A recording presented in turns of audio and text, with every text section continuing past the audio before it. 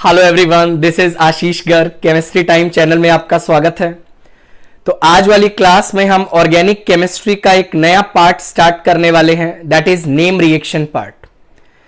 Daily अपन एक name reaction को लेके आएंगे और उसका पूरा डेप्थ में स्टडी करने वाले हैं, राइट? जिससे कि किसी भी स्टूडेंट को किसी भी एग्जाम्पल में डिफिकल्टी फेस नहीं होना चाहिए। तो आज वाली क्लास में जो अपन डिस्कस करने वाले हैं वो अपन वुर्च रिएक्शन के बारे में डिस्कशन करने वाले हैं। वुर्च रिएक्शन का मैकेनिज्म क्या होता है, वुर्च रिएक्शन किस किस मैकेनिज्म को फॉलो करता है, वुर्च रिएक्शन में कुछ टिपिकल केसेस आते हैं, उनको अपन को कैसे डील करना है, राइट? मैं आपको ये श्योरिटी दे सकता हूं कि वुर्च रिएक्शन यदि आपने आज पढ़ लिया तो आज के बाद आपको कहीं से किसी भी बुक से कोई भी एग्जाम्पल करने की जरूरत नहीं पड़ेगी, राइट सर? स्टार्ट करते हैं बेटा वुर्च रिएक्शन के बारे में, और मेरी बात आप लोग ध्यान से सुनते चलिएगा।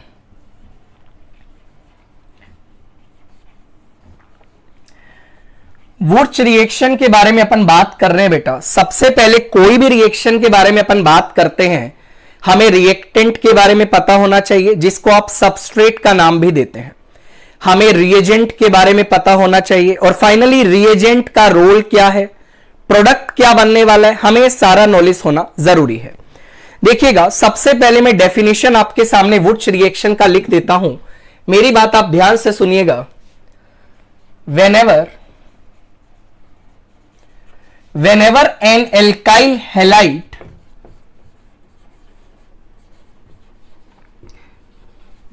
an alkyl halide is treated with sodium metal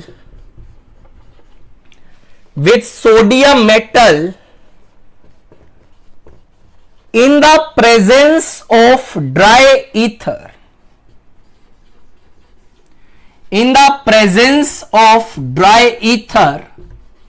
then hydrocarbon gets formed.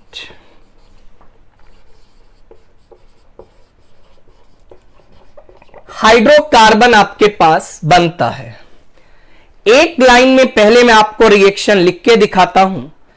यदि आप किसी एल्काइल हैलाइड का रिएक्शन सोडियम से करवाते हैं in the presence of dry ether, then आपके पास बेटा हाइड्रोकार्बन देखने को मिलता है, that is in this particular case it will be ethane, right sir?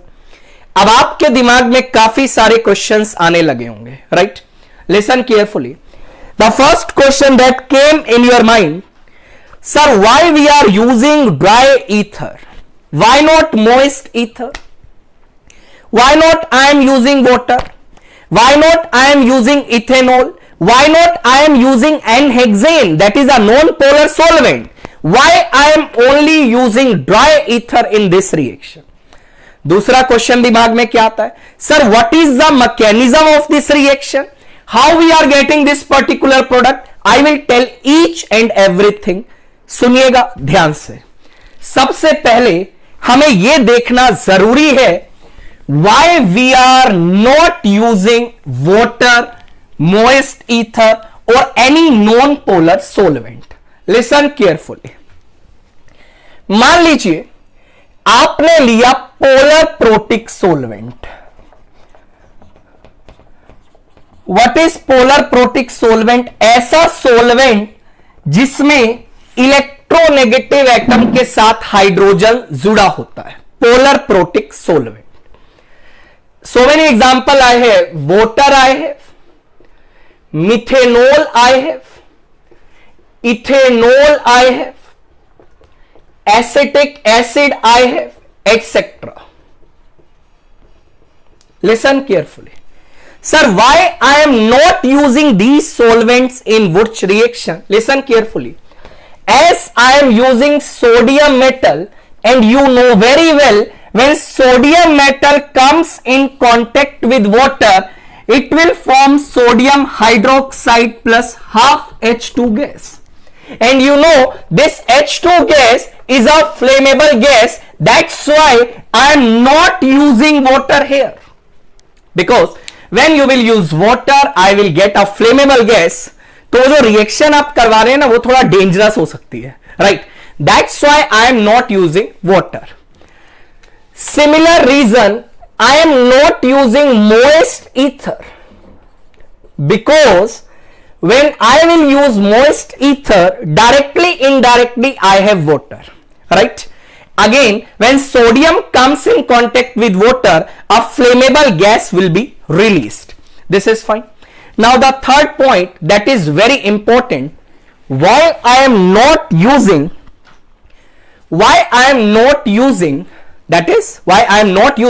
non-polar solvent in this particular case. मेरी बात को आप लोग ध्यान से सुनिएगा. Why I am not using non-polar solvent? Listen carefully. As you know very well, sodium has a tendency to lose electron, right? Listen carefully. I am using dry ether. What's the reason? Because when sodium metal will lose electron, this sodium ion gets surrounded by the dry ether. Like this is, let us suppose I am using dimethyl ether, right? It is nothing, it is dimethyl ether. As you know, oxygen is more electronegative, so there will be a delta negative charge on oxygen and delta positive charge on carbon. This is fine. Listen carefully. This negative part will surround this sodium ion, right? And the sodium ion will be stabilized by the dry ether. When sodium ion will be stabilized by the dry ether, then sodium atom will has a higher tendency to lose the electron. Because why sodium atom is lose the electron? Why sodium atom is losing the electron? Because sodium ion gets stabilized by the dry ether. If I will not use any solvent which stabilizes the sodium ion, then sodium will not lose the electron. Listen carefully what I am saying. If I am using non-polar solvent, right?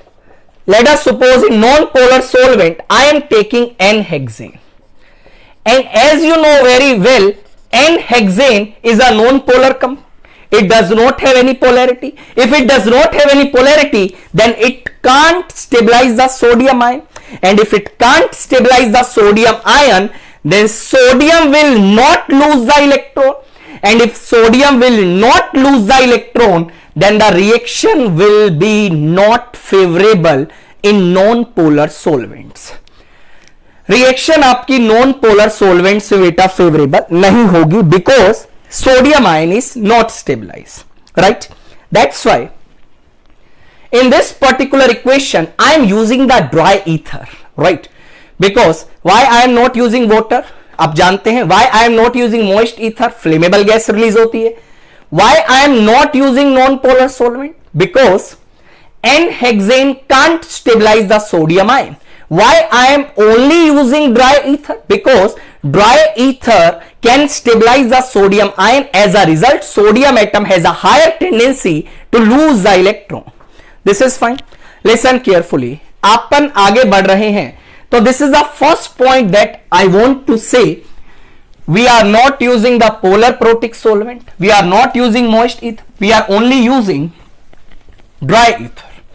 Right? Now what is the mechanism of this particular equation? Listen carefully.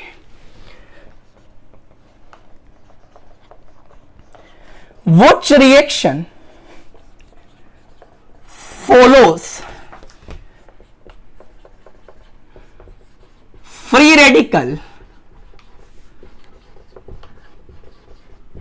as well as carbon ion mechanism? ये point काफी important है sir. अभी तक तो हमने books में यही पढ़ा कि Wurtz reaction free radical mechanism को फॉलो करती है. बेटा that is not completely true. Wurtz reaction free radical के साथ साथ कार्बन आयन मैकेनिज्म को भी फॉलो करती है. सर हमें कैसे पता चला? It is not following, it is also following carbon ion mechanism. How do we come to know? I will tell you. Just listen carefully. Listen carefully. First, I am discussing about free radical mechanism. Free radical mechanism का मैं बात कर रहा हूं. मेरी बात आप ध्यान से सुनिएगा, मेरी हर एक बात को ध्यान से सुनिएगा. Late us suppose I have methyl chloride and I am using sodium in the presence of dry ether. As you know very well, sodium will lose electron because sodium ions will stabilize by the dry ether. Right, sir? Listen carefully. What's the mechanism that I have? Sodium atom will lose electron and this sodium ion will stabilize by the dry ether. Right? Now the electron which is released by the sodium attack on the delta positive charge. Out of carbon and chlorine, you know very well, electronegativity of chlorine is more. That's why this electron will attack on carbon and this Cl will gets out. What I will get basically, CH3 radical I will get plus I will get Cl minus ion, right? And now these CH3 radical will undergoes dimerization or combination and they form alkane. What is the final answer I will get? CH3. If I am using 2 moles, I am using 2 moles. This is 2 electron. This is 2 Cl minus. What I will get? 2NaCl. तो ये बेटा इस तरीका से radical combine करता है और radical combine करने के बाद आपके पास क्या बनता है? हाइड्रोकार्बन बनने वाला या बनता है. Right sir? लिसन केयरफुली, मेरी बात को आप ध्यान से सुनिएगा. क्या देखा गया? ये खाली फ्री रेडिकल मैकेनिज्म को फॉलो नहीं करती है. ये कैसे पता चला? लिसन केयरफुली बेटा, सुनिएगा. इन द रिएक्शन मिक्सचर, जिस कंटेनर में ये रिएक्शन हो रहा था, O2 gas is passed. And as you know, O2 is a paramagnetic species. It has unpaired electron. आप इस तरीका से O को स्टडी भी करते हैं. Paramagnetic species, right? If in the reaction mixture O2 gas is passed and the pressure of O2 does not changes. ये कैसे पॉसिबल हो सकता है? एक बात सोचिए, आपने रिएक्शन में देखा फ्री रेडिकल बनता है, ऑक्सीजन के पास भी सिंगल इलेक्ट्रॉन. बेटा यदि फ्री रेडिकल बन रहा है और ऑक्सीजन के पास सिंगल इलेक्ट्रॉन है तो फ्री रेडिकल को तो ऑक्सीजन से कंबाइन करना चाहिए था. कैसे? मैं आपको बताता हूं.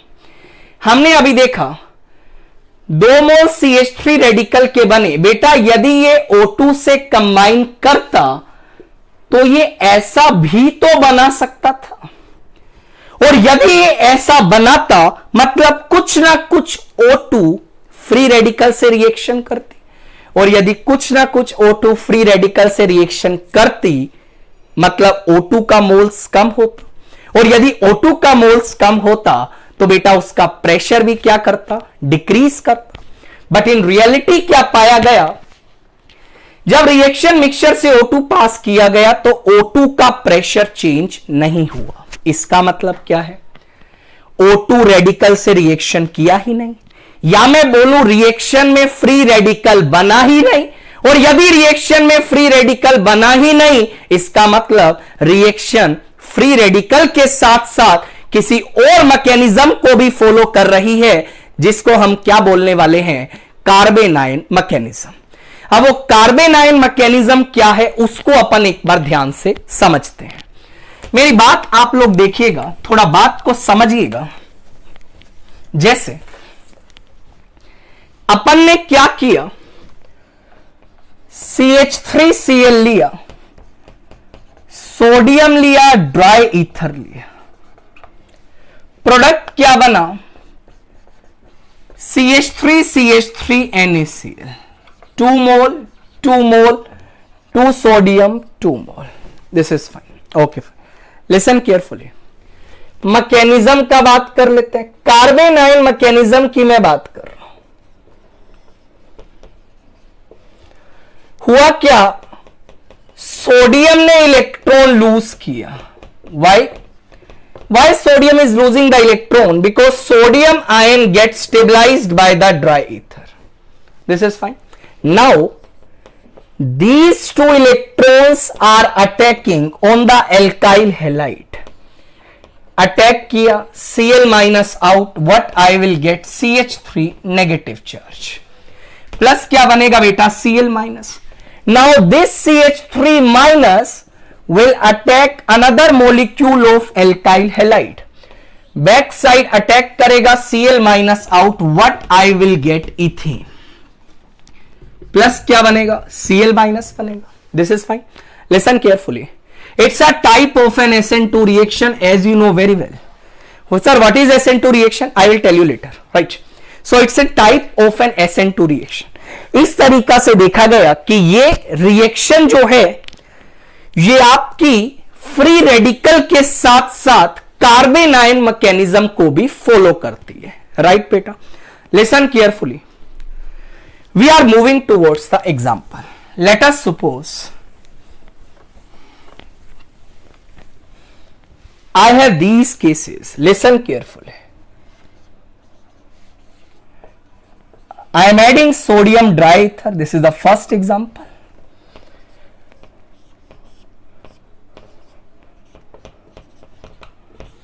I am adding sodium diether. This is the second example.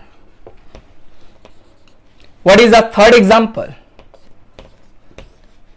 I am adding sodium diether. Okay, fine.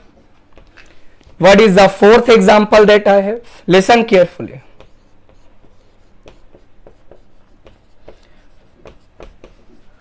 There are two different types of alkyl halide and I am adding sodium diether.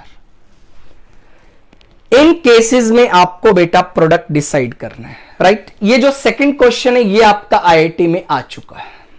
Listen carefully what I have to do. In the first case, I will get these radical. It will undergo combination, and what is the product I will get? I will get butane as a major product plus NaCl. This is fine. In the second case, what I will get? This is one free radical, this is another free radical. These free radical will join with each other, and what is the product that I will get? I will get this product plus NaCl. What is this? It is a bicyclo compound. Right, sir? In the third case, what I will get? CH3, CH2, CH2 radical. Again, it will undergo combination. What is the product I will get? CH2, CH3. This is your final answer. In the last case, what I will get? In the last case, I will get the mixture of products. How? I will get two free radicals, CH3 free radical and one radical is CH3 CH2 radical. Listen carefully. If this CH3 radical will combine with itself, right, what I will get? CH3 CH3. If this ethyl radical will combine with itself, what I will get? CH3 CH2 CH2 CH3. And there is one more possibility. This methyl radical can combine with this ethyl radical. What I will get? Basically CH3 CH2 CH3. So these are the correct answers. So in this particular case, we are getting the mixture of products, right? And it's very difficult to separate this mixture of product. That's why Wurtz reaction is not a very useful pathway for the different types of alkyl halide, right? If you are using two different alkyl halide, then we will get the mixture of products which is very difficult to separate. That's why Wurtz reaction जब carried out करवाई जाती है तो ऐसा बोला जाता है आप वो एल्काइल, आप मिक्सचर ऑफ एल्काइल हैलाइड मत लीजिए, आप ओनली एक सिंगल टाइप का एल्काइल हैलाइड को चूज करिए। Right, sir? We are moving further. Listen carefully. Listen carefully. We are moving further. सुनिएगा मेरी बात को ध्यान से. मान लो बेटा, मान लीजिए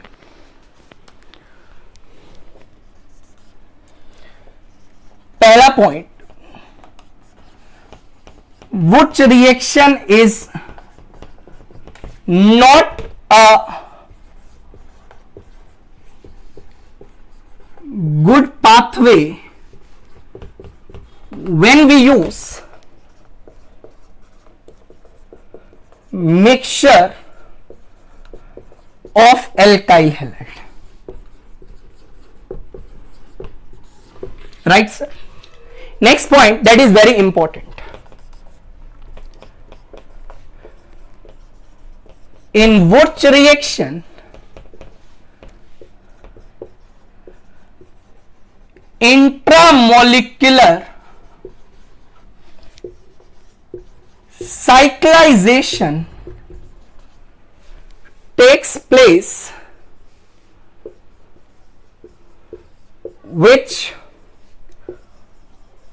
leads to the formation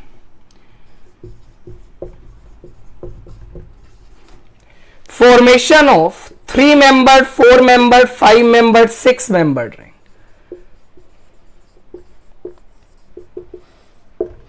वुर्च reaction में बेटा क्या होता है? इंट्रामोलिकुलर साइक्लाइजेशन होता है. और इंट्रामोलिकुलर साइक्लाइजेशन का मतलब क्या होता है? आपके पास एक जनरली एक नया रिंग तैयार होता है. Right sir? किस तरीके से मैं आपको समझाता हूं. जैसे मान लीजिए आपके सामने ये केस आ गया बेटा, आपने इसमें डाला सोडियम ड्राई ईथर. सुनिएगा मेरी बात.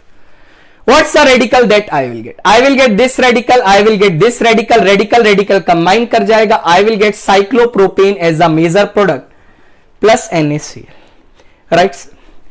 If I am using this particular combination and I am using sodium in dry ether, what I will get, listen carefully, what I will get, this is, here I will get the radical, here I will get the radical 1, 2, 3, 4, 5, and I will get a 5-membered ring plus NaCl. So this is a very important. In intramolecular Wurtz reaction, we can get a 3-membered, 4-membered, 5-membered or 6-membered ring. I think this point is clear to you. Right? We are moving further. Listen carefully.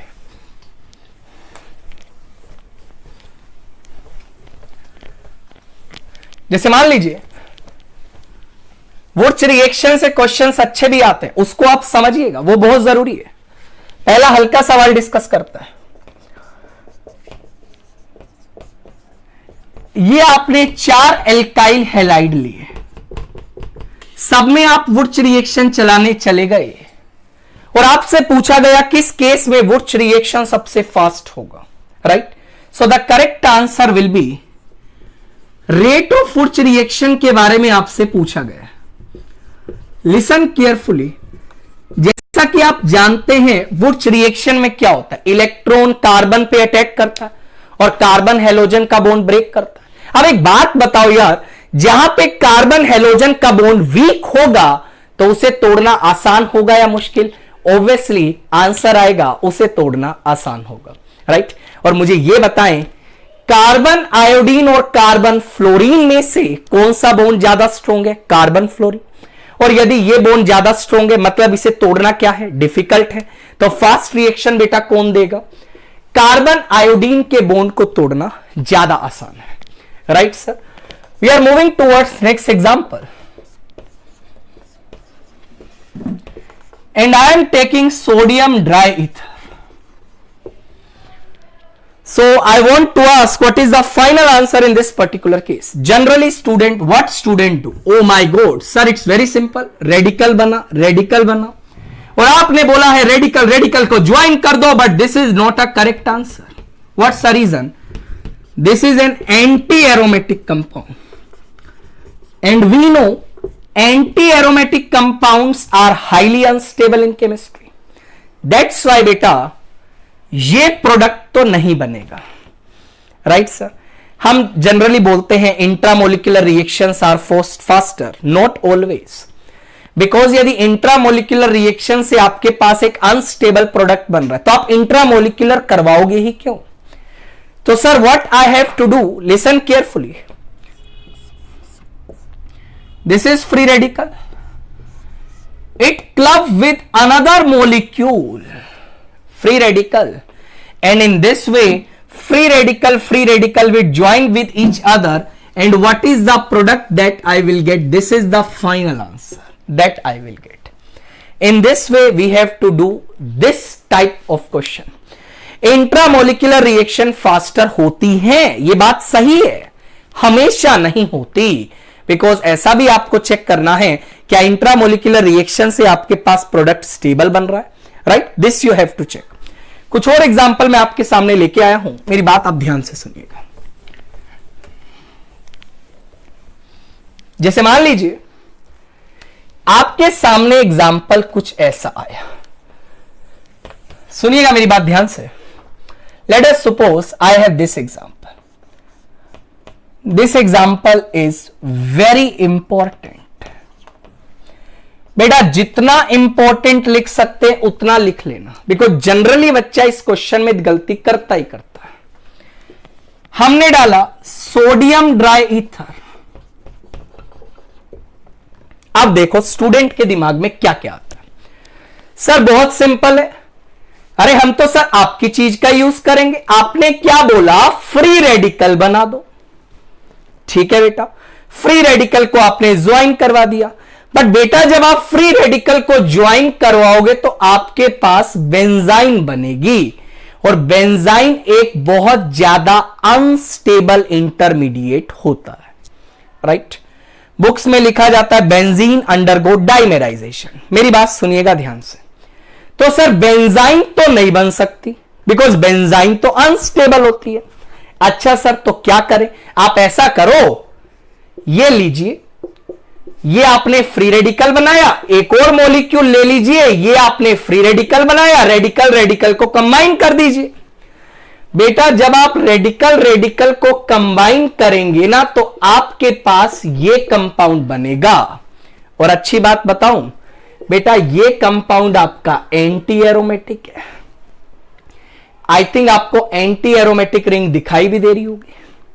Sir दिक्कत हो गई, directly free radical ने join नहीं किया, डाइमेराइज करने गए फिर भी पॉसिबिलिटी नहीं आया, बिकॉज एंटी एरोमेटिक कंपाउंड बन रहा है।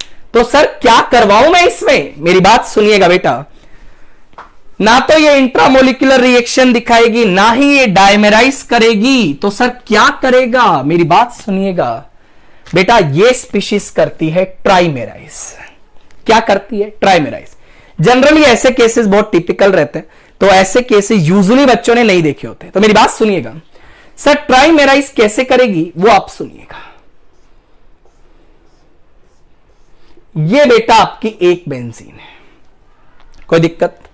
ये आपने बना दिया free radical, this is fine, listen carefully. ये बेटा आपकी है दूसरी बेंजीन,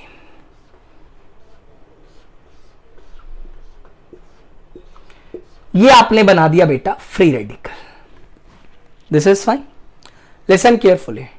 अपन को ट्राइमेराइज करवाना है, तो मेरी बात सुनिएगा, कैसे ट्राइमेराइज करेगी मैं बताता हूं, एक सेकेंड।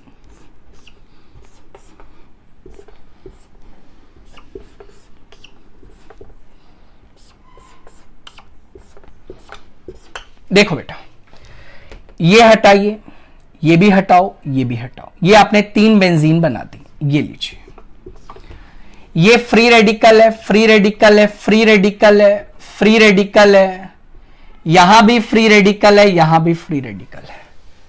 बेटा फ्री रेडिकल को आपस में ज्वाइन कर दीजिए, और जब आप फ्री रेडिकल को आपको ज्वाइन करेंगे तो आपको एक बहुत शानदार एरोमेटिक रिंग दिखाई देगी। So this is the beauty of this particular question. Intramolecular feasible नहीं हुआ, बेंजाइन बन रहा था। डाइमेराइजेशन फिजिबल नहीं हुआ, एंटी एरोमेटिक कंपाउंड बन रहा था। तो फाइनली हुआ क्या? ट्राइमेराइजेशन। Because in trimerization I was getting the aromatic compound. This example is very important from Wurtz reaction. Listen carefully. We are moving towards the next example. Listen carefully. The next example that I have, oh my god, देखिएगा, C triple bond CCH2 Cl। अच्छा, मैंने इसमें बेटा डाल दिया sodium dry ether. बहुत बढ़िया। अब बच्चा क्या करता है? अरे सर इट्स वेरी सिंपल, क्या करना है? येलो सर, यहां रेडिकल बनाओ, रेडिकल को ज्वाइन कर दो और ऐसा प्रोडक्ट बना के आ जाओ। गलत। Why it is wrong? मैं बताता हूं बेटा। This carbon is sp hybridise, और sp हाइब्रिडाइज है तो bond angle should be 180 degree. और बेटा यदि बॉन्ड एंगल 180 डिग्री होगा तो रिंग आप कैसे बना सकते हो? बिकॉज ट्रिपल बॉन्ड रिंग में जब ही आ सकता है जब मिनिमम रिंग का साइज 8 मेंबर्ड होता है। Right sir? तो ये तो बेटा गलत है और बच्चा ये मिस्टेक करके आता है। Right sir? So sir what I have to do, listen carefully बेटा, what I have to do, I will get this free radical. Listen carefully. Right, sir? Now this pi bond will break in homolytic fashion. When it will break in homolytic fashion, what I will get? This is free radical. Free radical will combine with the free radical. This is another free radical combined with the free radical. And I will get such type of system which is known as allenes. बेटा ऐसे systems को आप लोग एलीन्स का नाम देते हैं। Right? ध्यान रखिएगा बेटा, हमेशा ये गलती आप मत करिएगा। बच्चा जो कि करता है रेडिकल बनाए, खटाक से जाके जोड़ आया, not possible. You have to make the stable product. This is fine. We are moving further. Listen carefully, there is one very important example from Wurtz reaction. Oh my God, what is the example that I have? Listen carefully.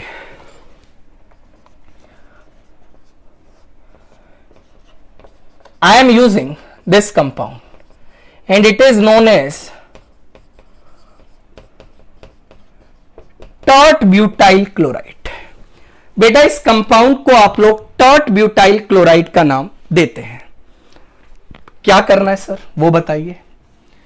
हमने इसमें add किया sodium dry ether. Okay fine. What student do? Sir it's a very simple. What you are asking? It's a very simple. Radical बनाओ, एक और radical बनाओ और radical को combine करवा दो। Maximum student did the same mistake. That is not possible. Student क्या करता है बेटा? ये प्रोडक्ट बना के आ जाता है, जो कि 100% गलत है। Why it is wrong? Listen carefully. This is free radical, this is free radical. But when these two will going to combine, then there will be a steric hindrance due to these methyl group. And due to the steric hindrance of methyl group, these free radical can't easily combine. That's why in Wunsch reaction, 3-degree free radical cannot undergo combination due to steric hindrance of alkyl group। बेटा 3-degree free radical Wurtz reaction में कभी भी combine नहीं करता steric hindrance का वजह से। तो sir what I have to do? अब करें क्या ये बताइए, क्या करूं मैं? मेरी बात सुनिएगा। कंबिनेशन तो फेवरेबल नहीं है, तो होगा क्या उसे समझते हैं। बेटा मेरी बात ध्यान से सुनिएगा। ये आपका बनेगा फ्री रेडिकल,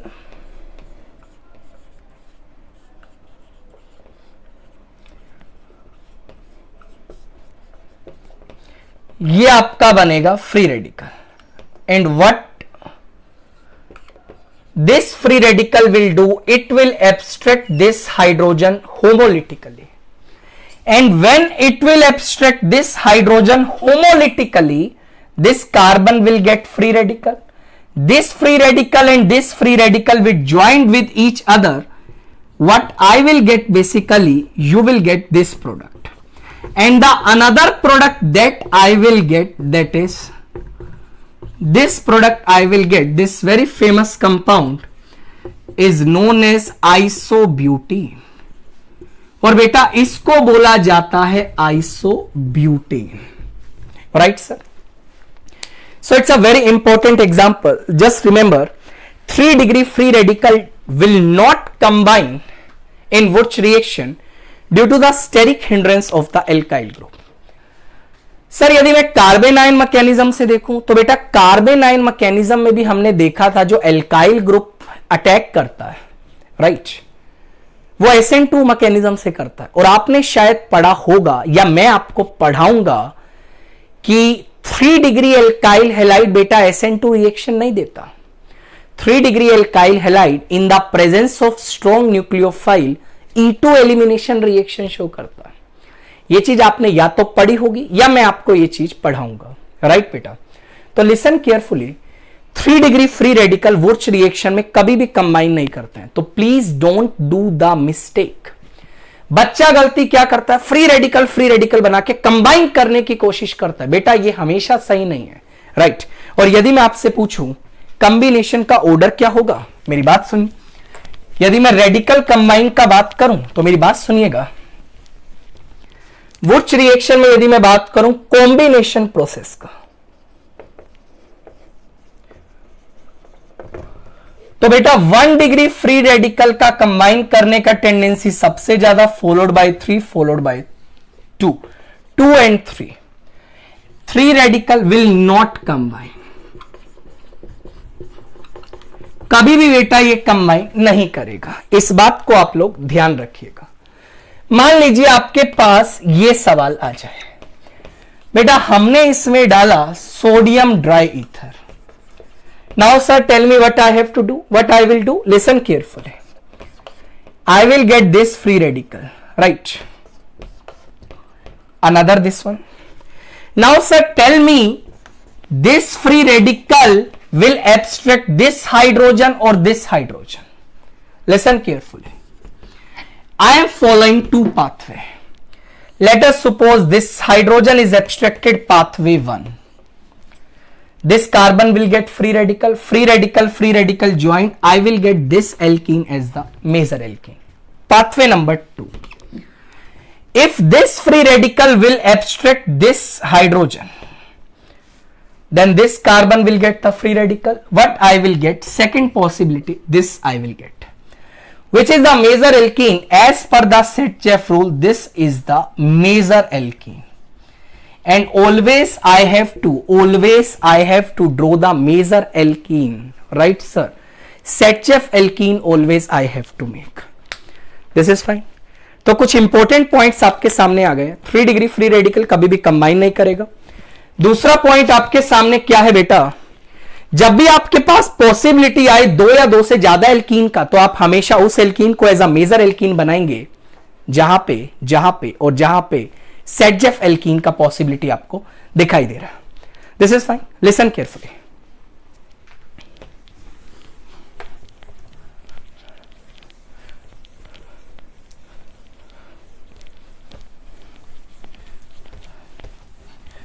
सो एक तो आपके पास ये आ गया बेटा वुर्च रिएक्शन का केस। अब एक क्वेश्चन और पूछा जाता है इस रिएक्शन से, वो सुन लीजिए।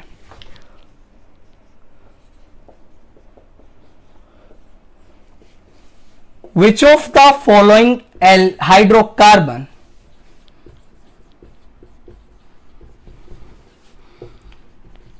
can be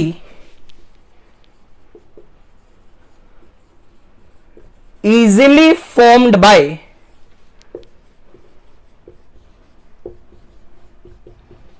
वुर्च reaction? किस हाइड्रोकार्बन को आप वुर्च रिएक्शन से आसानी से बना सकते हैं? आंसर क्या बेटा, जिस हाइड्रोकार्बन में एक ही टाइप का एल्केन यूज होगा, जिसको आप the so called symmetrical alkane का नाम देते हैं, उस हाइड्रोकार्बन को इजीली बनाया जा सकता है। Listen carefully, I want to make this alkane. What is the substrate I have to use? Listen carefully. I will use CH3CH2Cl. Means this alkane can be easily formed via Wurtz reaction. What about this alkane? It can't be formed because for making this alkane, you have to use the mixture of alkyl halide. Right, sir? Let us suppose I have this alkane, 6 carbon atom. Yes, it is possible. CH2Cl. This is fine. Means उस alkane को बहुत आसानी से बनाया जा सकता है जिसमें आपके पास एक ही टाइप का एल्काइल हैलाइड यूज होता है। जैसे मान लीजिए आपको मैंने बोला क्या आप इस एल्केन को बना पाएंगे? बिल्कुल बना पाएंगे, बिकॉज जब आप ये बनाएंगे बेटा तो आपके पास जो मेन मकसद है ये एल्काइल हैलाइड लेना, because in this particular case there is not any possibility of mixture of products. Right sir, यहां कोई मिक्सचर ऑफ प्रोडक्ट्स की बात नहीं करेंगे, मतलब जिस एल्काइल हैलाइड में भी मिक्सचर ऑफ प्रोडक्ट्स नहीं बनेगा उस एल्केन को आप आसानी से बना सकते हैं। राइट सर, तो इस टाइप के क्वेश्चन भी आपसे पूछे जा सकते हैं। दैट्स व्हाई एनसीईआरटी में एक स्टेटमेंट लिखा जाता है,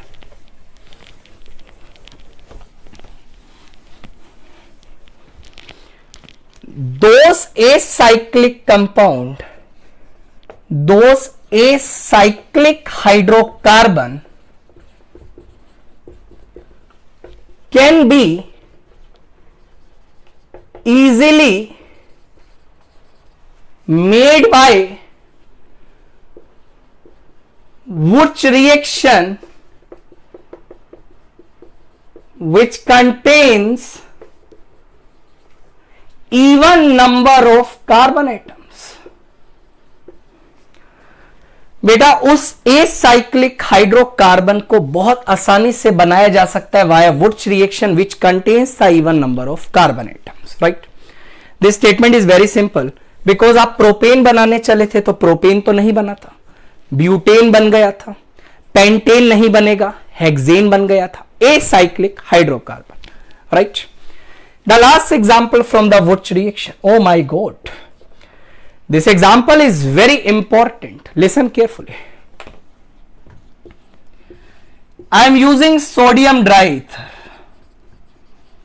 now what I have to do, Cl भागेगा बेटा, Cl भागेगा तो ये फ्री रेडिकल बनेगा, तो सर अब क्या करवाएं, फ्री रेडिकल कंबाइन करवा दो, नहीं बेटा ये डबल बॉन्ड इस फ्री रेडिकल के ऊपर अटैक करेगा, और बेटा जब ये डबल बॉन्ड फ्री रेडिकल पे अटैक करेगा 1 2 3 4 5 6 एक 6 मेंबर्ड रिंग बनेगा, एक कार्बन बचेगा विथ फ्री रेडिकल, ये पॉसिबिलिटी बचेगा।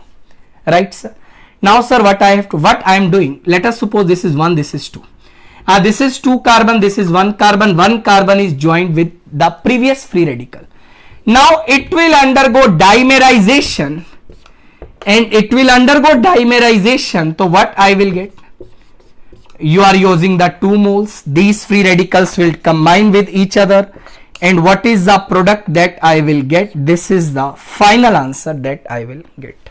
so this is a very important reaction from the Wurtz reaction, this is fine। so this is all about your Wurtz reaction। इसके parallel कुछ और रिएक्शंस भी चलता है, वो भी मैं आपको यहीं पे ब्रीफ कर देता हूं। राइट सर, मेरी बात सुनिएगा, मेरी बात सुनिएगा ध्यान से। जैसे मान लीजिए आपने एल्काइल हैलाइड को जिंक के साथ हीट कर दिया, प्रोडक्ट तो सेम ही बनेगा। When you are using zinc as a metal, this reaction is known as Franklin reaction। जब इसको आप कॉपर के साथ हीट करेंगे प्रोडक्ट तो सेम बनेगा। जब copper as a metal use करते हैं this reaction is known as Ullmann reaction, Ullmann reaction भी बोलते हैं। when you will use aryl halide and you are heating this the same compound with sodium dry ether, what I will get biphenyl. This reaction is known as Fittig reaction. And when you will use alkyl halide and aryl halide and you are adding sodium dry ether, what I will get, that is toluene as the major product. This reaction is known as Wurtz-Fittig reaction. So ये चार reaction भी बेटा parallel इसी तरीका से move करती है, right? So this is all about your Wurtz reaction, Franklin, Ullmann, Fittig reaction, Wurtz-Fittig reaction. So आज के बाद मुझे नहीं लगता Wurtz reaction में आपको कोई डाउट आना चाहिए. Which solvent we are using, why we are using, why 3 degree alkyl halide will not undergo combination. Each and every possibility is completed, right sir? Next class में एक और नेम रिएक्शन के साथ मिलेंगे. फिलहाल के लिए आप लोग अपना ध्यान रखिए. वीडियो अच्छा लगा तो चैनल को लाइक करिएगा, सब्सक्राइब करना मत भूलिएगा, अपने दोस्तों के बीच में शेयर करिएगा. आप लोग अपना ध्यान रखिएगा. Take care, bye.